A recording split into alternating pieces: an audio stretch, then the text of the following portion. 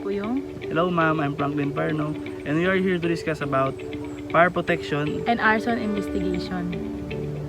What is fire? A fire is a rapid sustaining oxidation process. Ang fire have three elements, which is the fuel, heat, and oxygen. For example, itong lighter, meron to siyang three elements. Ang fuel niya is itong color white. And yung heat niya, yung sa may pin, dito sa loob ng lighter. And yung oxygen niya, ma'am, is andito sa air. For example, nabubuo na siya ng fire, which is magbobuo siya ng chemical reaction. Hello ma'am. Types of energy, common cause of heat. Ito yung mga example na mga pagsunog. Number 1, chemical energy. Dito na yung example natin ay posporo. Posporo ay chemical energy yun kasi yung posporo ay dumaan na yun sa mga machine at may chemical na yun dun. At number 2, electrical energy. Electrical, yung mga electrical natin sa bahay tulad ng mga ilaw, yung saan tayo nagasaksak, at yung mga poste ng ilaw sa daanan. Pag yun ang pumutok, siguradong sunog ang labas. Nuclear energy. Nuclear energy, dito yun sa mga malaking plant, yung mga malaking explosion na nangyayari. Yung parang example, meron mga pagputok sa mga plant malaki, tawag doon nuclear explosion. And mechanical energy. Ang example ko na mechanical energy ay madali lang, lighter. Kasi itong lighter ay may chemical energy to siya, mechanical. Isang ganyan mo lang, apoy na agad. Kitang-kita guys.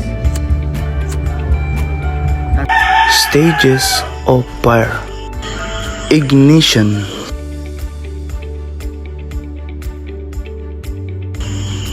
Growth. Flashover. Fully developed. Decay.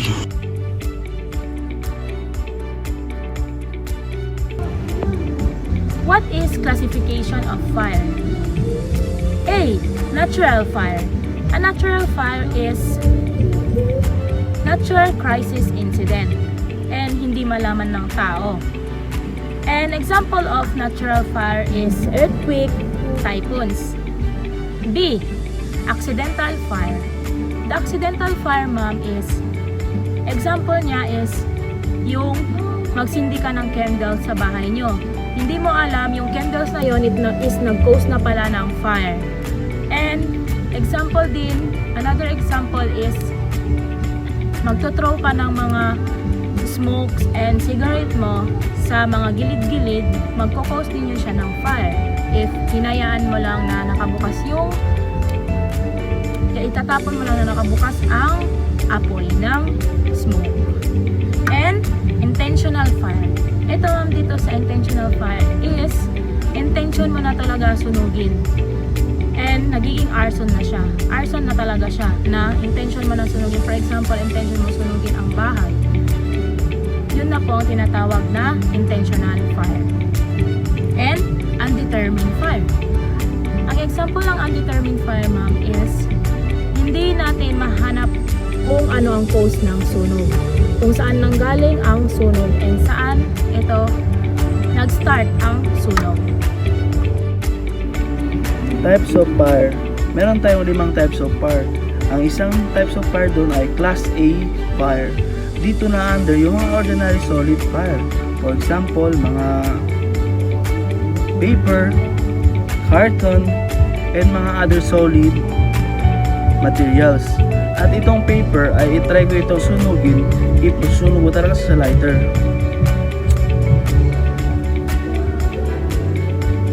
Ito yung example ng Class A fire. Nasusunog talaga yung paper ng lighter. As you can see. And Class B. Class B is a gasoline and flammable. Wala po akong example nun, ma'am, kasi mahirap pong dalhin dito yung gasol. Kasi yun ang mga flammable gases. Pero alam po natin yung mga flammable gases na yun, yung mga gas natin sa gasol at mga butane, yung mga maliit na gas tank, yun po. At class C, dito po under yung mga electrical, yung saksakan, ma'am, bale yung umaapoy, yung saan tayo sumasaksak, electrical siya, base siya sa electrical pa rin, kasi under sa electrical kasi nasusunog yung mga wires natin, saan tayo nagasaksak ng mga plug natin for charging and for other purposes. And class D fire, dito po under yung mga solid metals, for example yung mga alloy, dito po ma'am, under ito, nasusunog po ito sa mga malaking building, tulad ng mga malaking mall na nasunog or malaking store na mayroong mga metals. Pag nasunog na yung mga fuel nila ng mga wood dun or mga any materials or gases, pati yung metal, umaapoy po ito kasi sobrang heat na ito. At yung isa naman ma'am ay class K fire. Dito na po yung mga cooking oil. For example, nagpiprito po tayo, medyo malakas yung apoy, pag matamaan po ito ng mga konting mga tubig, biglang pumaspark po ito, parang nasusunog. Lalo na po magbandin yung gasol, pag masunog ito, dito na yung class K fire. Extinguish agent. Ito na po yung mga ginagamit na fire extinguisher para sa mga classes of fire. Class A extinguisher, yung mga sunog na wood, paper, carton. Ang ginagamit po ditong fire extinguisher ay yung water or AFFF. And sa class B naman, sa gasoline fire, mga flammable, ang ginagamit dito ay foam. Yung foam yung lumalabas sa fire extinguisher and carbon dioxide na extinguisher. Ito yung mga extinguisher na ginagamit talaga sa class B. Ito ang ginagamit talaga. Sa class C naman, sa mga electrical o saksakan na mga ginagamit, carbon dioxide, para yung fire ma-prevent talaga at ma-stop ito, or powder na fire extinguisher, pwede din ito gamitin dito. Sa class D naman ma'am, yung sa mga metal at alloy na nasusunog, yung sa mga malaking building, ang ginagamit po ito hindi basta-basta, special powder na fire extinguisher. Siyempre wala po kami example kasi wala kaming fire extinguisher. So bukod dun sa special powder, meron din tayong dry powder na para dun lang din sa class D fire, sa mga metals. Sa class K naman ma'am, sa mga cooking oil or sa mga cooking materials in the kusina, ang ginagamit natin doon ay wet chemical agent. Ito yung fire extinguisher na para sa mga wet chemical lang. May chemical ito na para ma-prevent talaga yung mga oily sunog na ma-stop. Types of ventilation. Number 1, vertical ventilation. Dito ma'am sa vertical ventilation is kapag nasusunog ang isang bahay, mag-i-start mo patay ng sunog is sa bubong muna papunta sa baba. Ito ay tinatawag na top to bottom. Number 2, cross or horizontal ventilation. Ito ma'am yung mga example ng kapag may nasusunog na bahay, sa mga windows ka magpapatay ng apoy. Dito mo ilalagay ang water sa mga windows para mapatay ang apoy. And mechanical force ventilation. Dito yung mga smoke ejector. Dito ma'am sinisip-sip yung apoy sa mga mall. Sinisip-sip yung mga init para maalis yung init sa loob ng mall. Example yun ma'am. And ground ladders. There are three types of ladders. The straight ladders, and extended ladder, and aerial ladder. Straight ladder ma'am is non-adjustable. For example, hindi siya na-adjust kapag may sunog na mataas talaga, kailangan mo pumunta sa taas, hindi na-adjust ang ladder niya. Which is, okay lang to siya sa mga bahay-bahay, hindi sa mga building. And extended ladder, ito naman yung adjustable ladder. For example, kapag may nasusunog na mga building talaga, ito yung common na kailangan na gamitin ang extended ladder kasi adjustable siya. Nagiging mahaba yung ladder niya para makaakyat ka dun and mapatay ang sunog. Aerial ladder. Ito ma'am yung ginagamit na ladder kapag mag-rescue ka ng mga tao na natrap dun sa may sunog. For example, sa bahay may natrap dun. Pwede mo itong gamitin para mag-rescue. arson investigation. But first, I will explain about arson, kung ano yung arson. Ang arson po ay, ito yung pagsunog ng property ng ibang tao. For example, ako yung arsonist. May intent ako na sunugin yung bahay ng isang tao. For example, may galit ako sa kanya or may mangyari sa amin, galit ako sa kanya, kaya na-intent ako sunugin yung bahay niya. If ever na sinunog ko talaga yung bahay niya, yun ay arson. Yung may intent, yung isang person. At kung sino man yung nag-commit ng arson, ay pwede mapunish ng prison mayor. Pwede makulong at yun ang punishment niya. For example naman, if ever na ako, may own property ako, tapos sinunog ko, at meron ibang property na ibang tao na damay dahil sa pagsunog ko sa own property ko, arson pa rin yun. Pwede ako mapunish ng prison mayor kasi yung ginawa ko, may nadamay na ibang tao. And I will give an example of what is arson.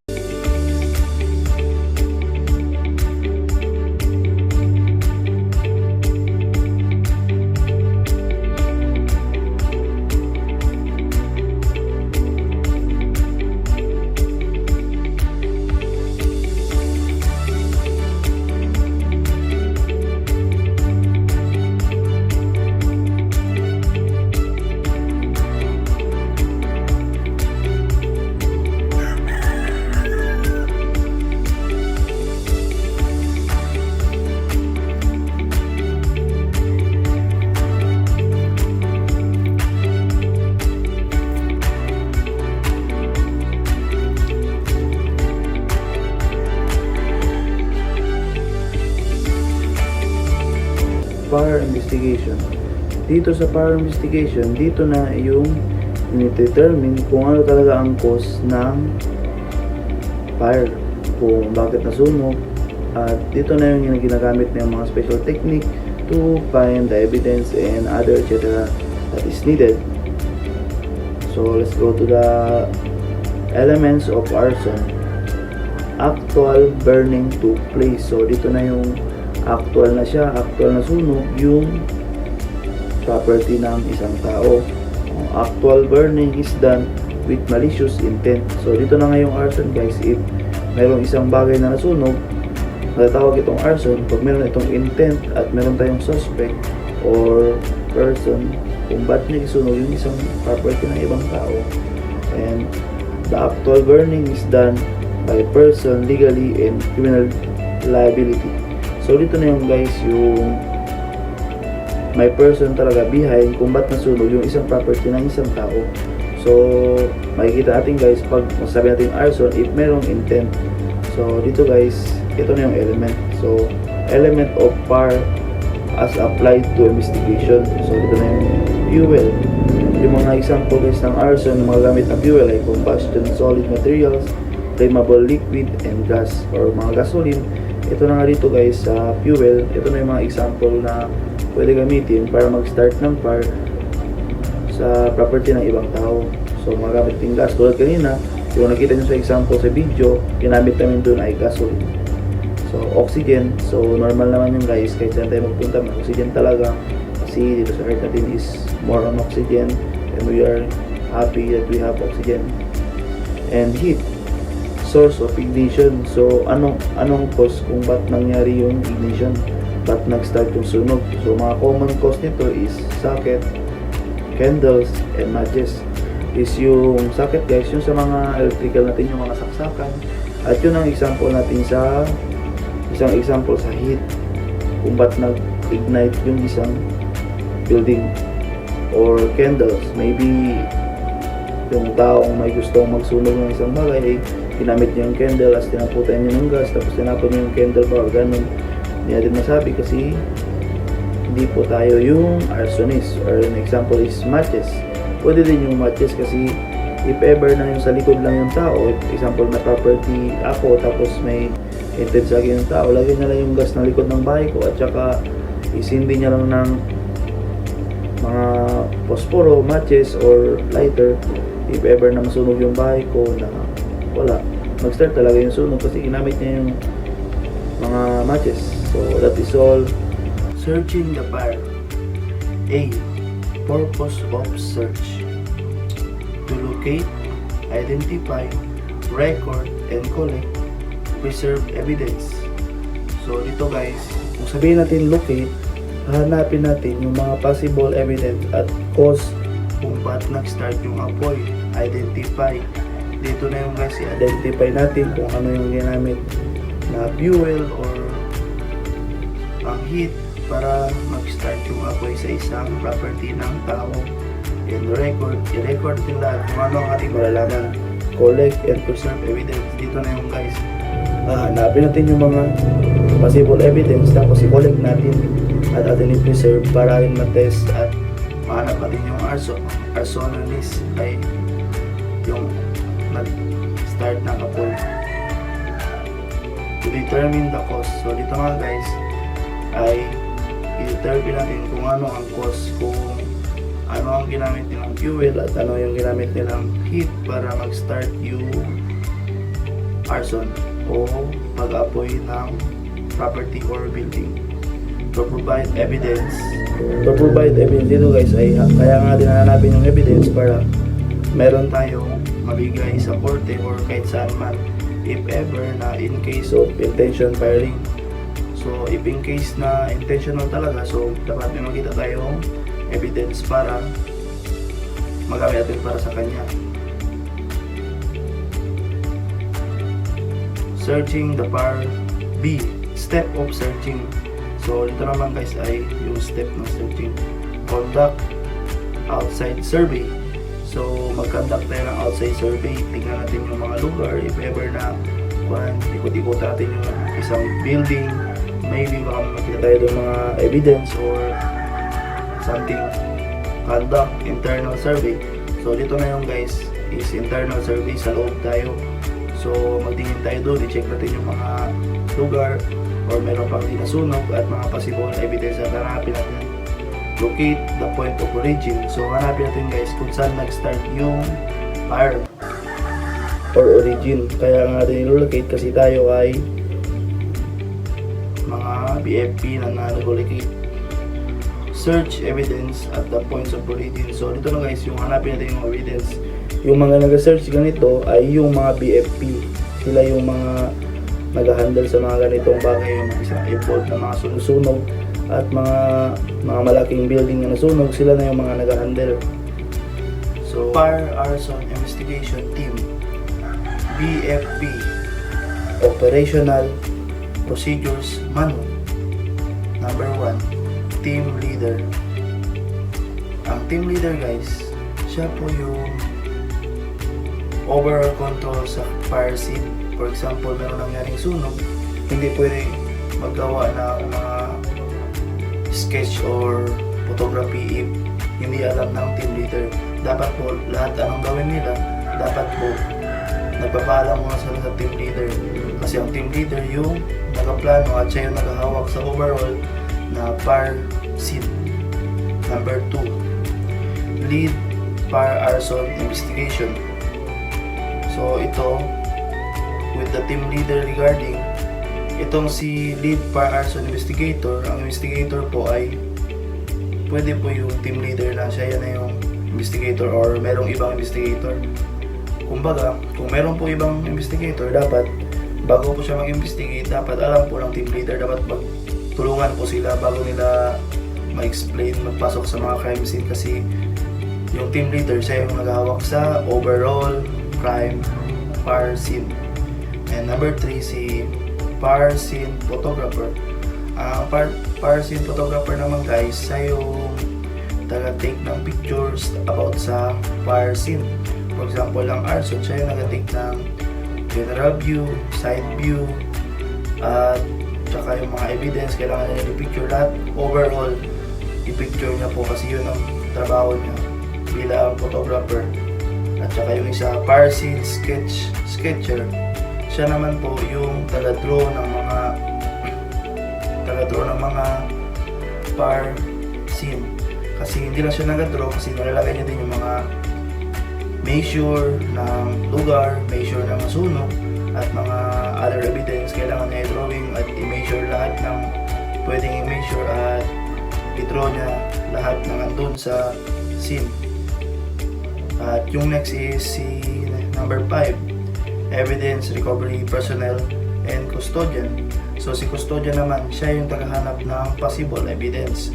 Siya yung papasok sa fire scene at hahanapin niya yung mga possible evidence at siya yung kukuha ng evidence at mag-preserve. Number 6, team security personnel. So itong team security personnel, sila yung nagbantay sa labas ng crime scene at sila yung nagalagay ng cordon at saka i-ensure nila yung safety ng mga tao at bawal itong papasukin yung mga tao sa scene kasi naghahanap ng investigator ng possible evidence kasi baka pagpapasok sila masira yung evidence, kaya ganun dapat ito sila ang pinaka-importante nilang trabaho kasi sila yung nag-secure ng evidence team. Dapat bawal nila papasukin yung mga tao o aso kahit ano, basta bawal papasok sa fire scene. Determining the cause of the fire. Identify the parts of the house that become part of the fire triangle.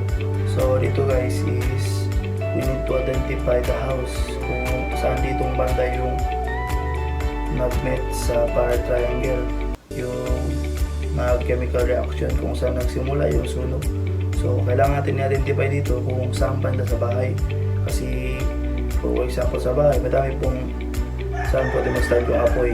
Number 1 na talaga yung kusina or mga kwarto kasi yung sa kwarto yung mga saksakan or mga electrical na gamit or kahit saan banda. Basta kailangan mo din hanapin kung saan to banda. Next, look for combustible materials. So, combustible materials, ito na yun guys, yung mga kung bahay natin ay wood, kahoy lang, o doon na yun. Combustible materials or mga gases, mga kusina, or mga other materials sa kusina, yung mga may gas, yung mga gasol, at especially yun, kailangan natin locate ito guys. Identify the source of ignition. Dito naman guys, kailangan natin i-identify kung saan nag-start yung apoy. Ito na yung guys, ignition. Kung paano nagsimula at saan nagsimula. Kung ano ba yung nagbigay ng heat para mag-start yung apoy o ano ba talaga yung tunay na fuel kung ba't nag-apoy yung bahay. So, next naman guys, determine how these elements have met to produce fire. So yun na guys, yung tatlong element natin is heat, oxygen, and fuel. So kailangan pa natin ito i-determine kung paano sila nag-meet kaya nagdulot ng chemical reaction, yun na yung fire. Kasi if itong tatlong mag-meet ito, sunog yung labas. Kaya kailangan i-determine kung saan banda at ano ang cause talaga o ano ang fuel talaga. So ito naman guys sa common burn indicators sa alligatoring. Sa alligatoring naman guys, yung parang magaspang yung kahoy. Ito alligatoring, sa kahoy ito siya guys, nangyayari ito po yung semento kasi pag sa kahoy, pag masunog yung kahoy, parang medyo pa ganyan-ganyan yung kahoy. parang pag nasunog siya, hindi yung parang flat lang naman. Yung grazing naman, nagpo-form ito sa crack ng mga glass. Tulad sa mga bintana, yung glass or mga pintuan na glass, dudulot yung grazing dahil ito sa init at intense ng fire. Pag sumobra talaga yung init ng apoy at yung usok, kaya nag-grazing, kumakrack yung mga glass. At next naman guys, yung spalling. Yung spalling naman guys ay nakakuha na sa mga cement, mga concrete or mga bricks. Pag ganitong bagay guys ay nasusunog, nahuhulog yung mga surface nito. Example sa taas, mga ceiling natin, mga cement. Masobra talaga yung apoy, parang malakas talaga yung init sa loob ng isang bahay, yung mga cement natin or mga bricks, parang nahuhulog siya at nag-crack pag sumobra talaga yung init. At yun po yung cause nito. Will explain meaning of colors of smoke and flames. Yung meaning ng usok at saka apoy, kung anong mga meaning nito. Yung first ay black smoke with deep red flames. So yung black talaga yung usok, tapos sa baba niya ay red flames. So yung nangagaling ito ay dahil sa tar, sa rubber at sa plastic at madami pang iba. So yun ang mga common natin na cause, yung tar, rubber and plastic. So alam naman natin ito guys, yung mga malaking plant ng plastic or rubber at mga tar, pag ito masunog, kaya makita talaga natin yung black talaga yung usok tsaka red yung sa baba. At yung second naman is heavy brown smoke and bright red flames. So yung heavy brown smoke, yung parang brown yung smoke na parang ano siya, yung parang dumi sa kalsada pag nagkuhan parang brown smoke. Pero ito guys, na tinutukoy natin yun sa mga building, yung mga pagsunog, brown smoke and bright red flames. So dito naman guys sa pan is yung cause niya is nitrogen. Yung mga nitrogen natin guys, yung pag ito yung mga masunog, yun ang mga possible color ng ating apoy pag masunog. So ang next na natin is white smoke with bright white flames. Dito naman guys is white yung smoke, hindi siya brown, hindi siya black, white siya guys. White smoke and bright white flames. So dito guys is white yung apoy because bright white flames. White yung apoy dahil dito sa magnesium.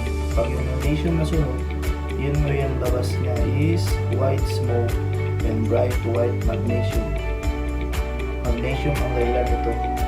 At yung next natin ay purple, violet or lavender flames. Yung guys, yung parang violet siya, violet yung kulay ng apoy or lavender flames ang tawag nila dahil ito sa potassium. Yung potassium naman guys, yun yung mga pag ang potassium masunog, gano'n ang kulay, parang nag-fireworks tayo for violet, makagulat talaga. Yung parang violet sa side niya, sa gitna niya parang white flames siya gano'n. Yung next naman guys, yung nag-change yung smoke. Ito na, change of smoke to yellow to grayish. Yung parang yellowish siya, tapos bigla siya nag-grayish. Usual background condition. So dito guys, ito yung mga malaking apoy talaga sa mga malaking building. Sudden introduction of oxygen na closed space. Ito na yung parang kwarto siya guys, tapos masunog siya. Masunog na yung mga bintana at pintuan, papasok na yung oxygen sa loob. Tsaka backtrap siya dahil nahihigop niya na yung oxygen. Tsaka parang pumuputok siya ng malaking putok. Dahil ito nasunog na yung parang sa spacing area, tapos walang hangin pumapasok. Pag masunog na yung bintana at mga pintuan, pag makapasok na yung oxygen, parang hinihigop niya lahat ng oxygen, tapos isang putok siya ng isang putok na malakas na putok. Yun ang backtrap guys. Yung backtrap guys ay mapagkita ko, tapos itong video mapagkita ko ng example ng backtrap.